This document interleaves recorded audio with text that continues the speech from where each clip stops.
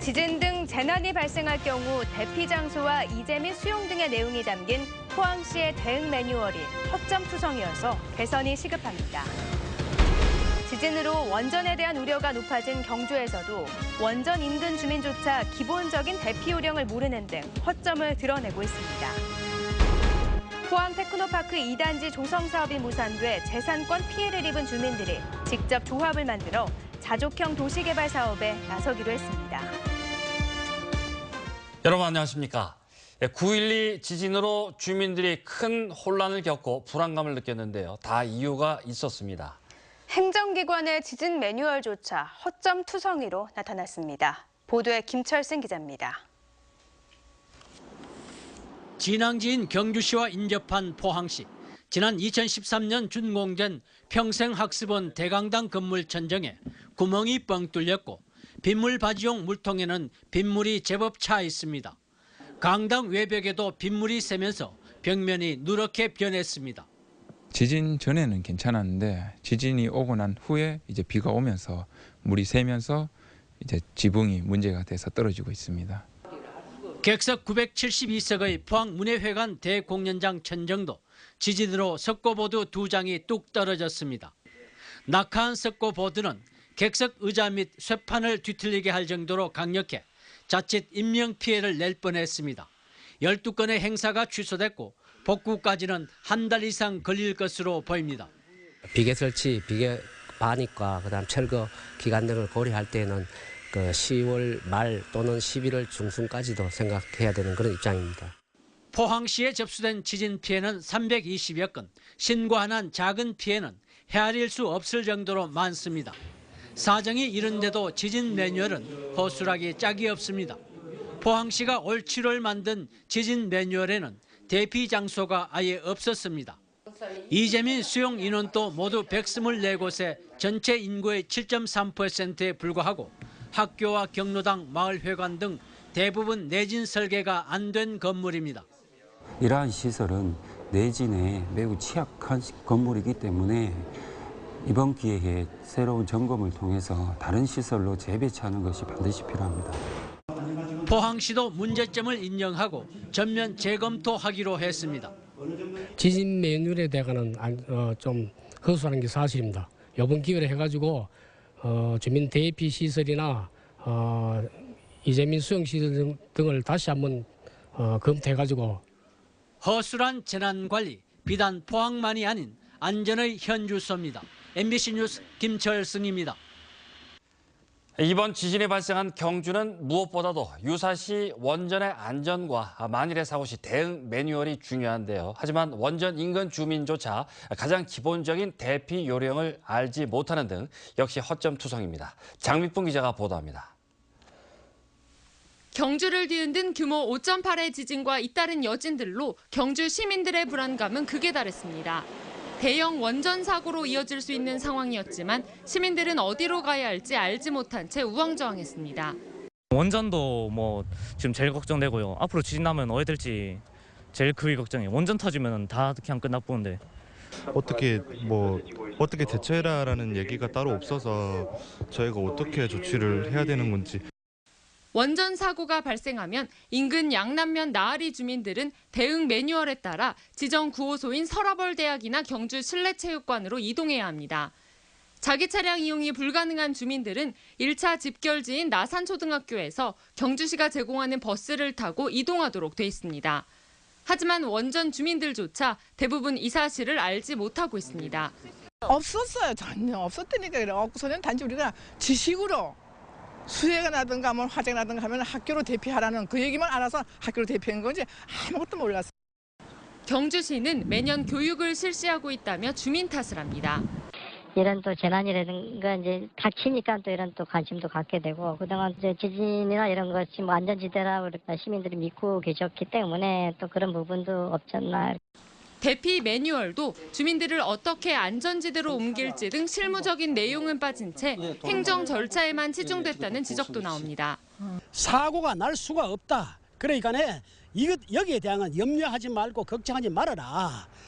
만약에 어떤 사고가 있을 때는 우리가 대피하라고 하고 우리가 차에 태워서 다른 데 이동하겠다. 단 이런 말만 들었지. 이뿐만이 아닙니다.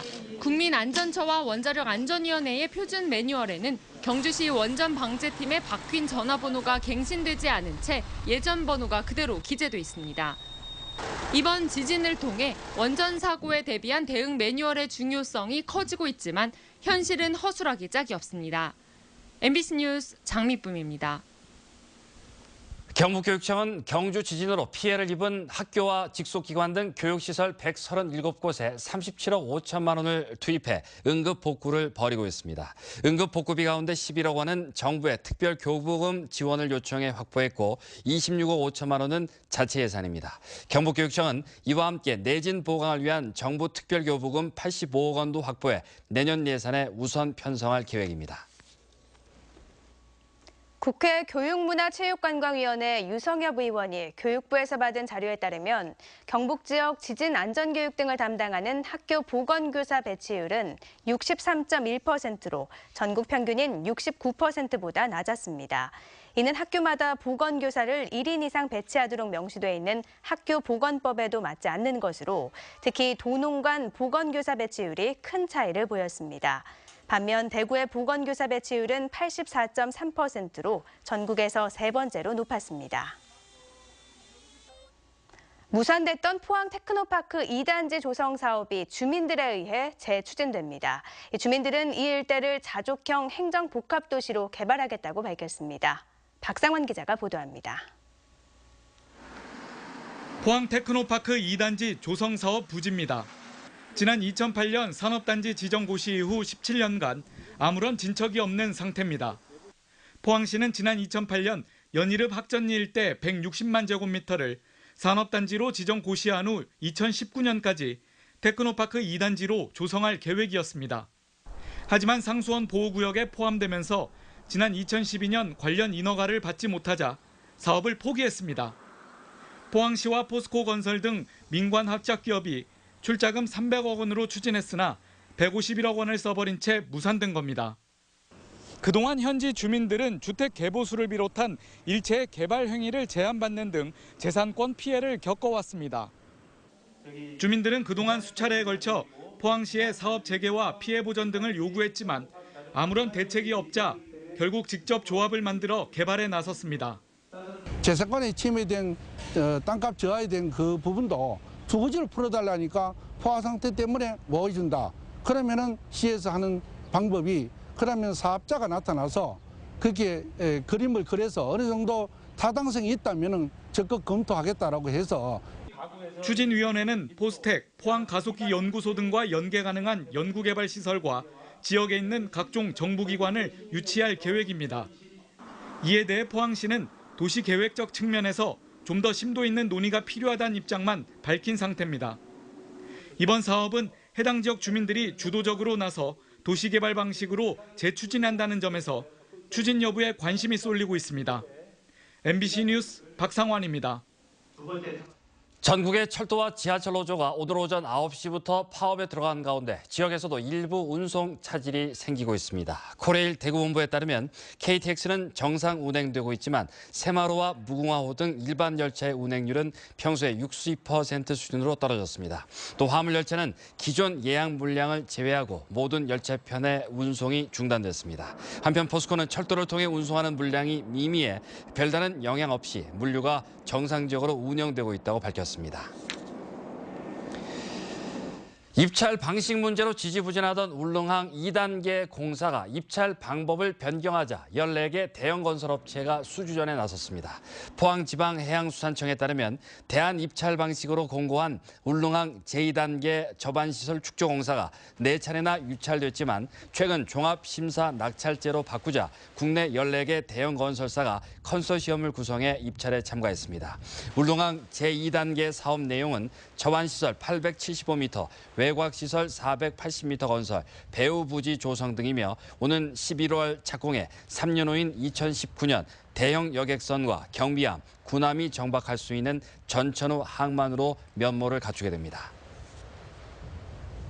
농산물 시장 가격이 최저 보장 가격 미만으로 떨어질 경우 차액을 지원할 수 있는 경북 농산물 가격 안정 지원 조례안이 경북도의회 상임위원회를 통과했습니다. 울진의 황희주 의원이 발의한 이 조례안은 도내 주요 농산물의 품목과 기준 가격을 결정해 시장 가격과의 차액의 90% 이내에서 보조금을 지원할 수 있도록 했습니다. 박영서 의원은 의료비 부담과 생활고요를 겪고 있는 1,500여 명의 진폐 환자들에게 의료비와 생활안정 등을 지원할 수 있는 조례안을 발의해 상임위 심사에서 통과됐습니다. 이 밖에 신도시에 국가보훈회관을 설치하는 조례안, 아동학대 예방과 피해 아동 지원 조례안, 환경산업 육성 지원 조례안, 지역문화진흥 조례안 등 17건이 모두 상임위를 통과해 오는 6일 본회의 통과를 앞두고 있습니다. 겨울철을 앞두고 다음 달 4일부터 인플루엔자 무료 예방접종이 실시됩니다. 대상은 만 65세 이상 어르신으로 도내 25개 시군 보건소와 지정 의료기관에서 접종합니다. 특히 올해는 과거와 같은 혼잡을 피하기 위해 접종 시기를 나눠 만 75세 이상은 10월 4일부터, 만 65세 이상 75세 미만은 10월 10일부터 접종을 시작합니다.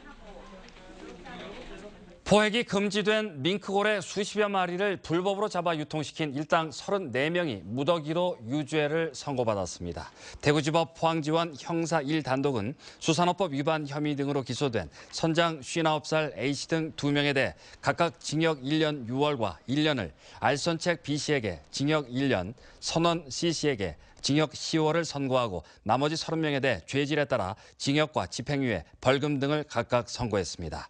이들은 지난해 6월부터 8월까지 포항과 영덕, 울진, 울산 등 동해안에서 밍크고래 44마리를 불법 포획해 고래고기 전문 식당에 유통시킨 혐의로 재판에 넘겨졌습니다. 대구지검 포항지청은 지난 3월 포항 죽도동의 다세대 주택 살인 사건 현장에서 어머니가 살해되는 것을 목격한 5살 A군의 미성년 후견인으로 A군의 이모를 선정했습니다. 또 A군이 어머니의 사망으로 받게 될 수억 원대 보험금과 유족 구조금을 함부로 쓰지 못하게 감독하도록 포항 범죄 피해자 지원센터를 미성년자 후견 감독인으로 선정했습니다. 한편 지난 3월 결별을 요구한 A군의 어머니를 흉기로 찔러 살해하고 비명을 듣고 옆방에서 나온 친구도 살해한 혐의를 받고 있는 B씨는 지난 20일 국민참여재판에서 무기징역을 선고받았습니다. 오늘 포항의 기온이 30도까지 오르면서 더웠는데요. 내일은 기온이 내려가고 오후부터 비가 시작돼 모레까지 이어지겠습니다. 송예림 기상캐스터입니다.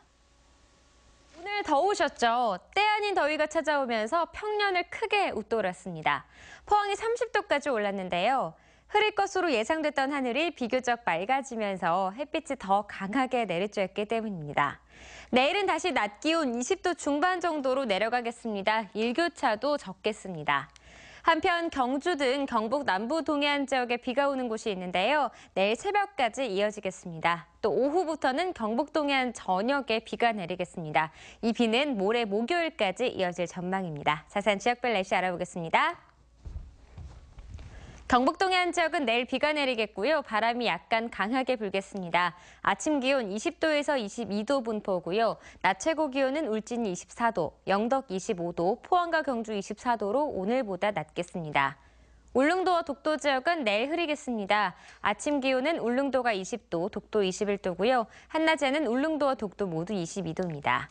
당분간 동해 전해상에 비가 오겠습니다. 돌풍이 불고 천둥 번개가 치는 곳도 있겠습니다. 또 안개가 끼는 곳도 있겠습니다. 바다의 물결은 동해 중부 먼바다에서 최고 3m, 그 밖의 해상은 2.5m까지 일겠습니다. 목요일까지 비가 이어지다가 다시 맑아질 것으로 예상되고요. 또 토요일 오전에 한 차례 비가 내리겠습니다. 날씨였습니다. 김관용 경북도지사가 오늘 경북관광공사에서 잇따른 지진으로 시리에 빠져 있는 경주 지역 관광업계 대표들을 만나 애로사항을 들었습니다. 관광업계 대표들은 지진 이후 어려움에 처한 관광업계의 현황을 설명하고 행정 지원 등 종합적인 대책을 마련해 줄 것을 요청했습니다. 김 지사는 경상북도 간부들을 16개 시도에 보내 경주로 수학여행단과 관광객을 데려오는 등 모든 방안을 강구하겠다고 밝혔습니다. 울릉군은 지역 현안 사업의 원활한 추진을 위해 박명재 국회의원에게 예산 확보 협조를 요청했습니다. 울릉군은 최근 친환경 에너지 자립섬 계획이 변경돼 LNG 공급이 불투명해짐에 따라 군 단위 LPG 배관망 설치에 필요한 예산 40억 원 확보와 울릉도 독도 국가지질공원 국제학술조사비 증액 등을 건의했습니다. 특히 울릉군의 최대 현안인 울릉공항 건설 사업이 착공될 수 있도록 지원을 당부했습니다. 한국수력원자력 한울본부는 내년도 사업자 지원 사업을 오는 11월 4일까지 공모합니다. 공모 분야는 교육, 장학 지원, 지역경제협력, 주변 환경 개선, 지역복지, 지역문화진흥 등 5개 분야입니다. 네, 이상으로 포항 MBC 뉴스데스크를 마치겠습니다. 여러분 고맙습니다.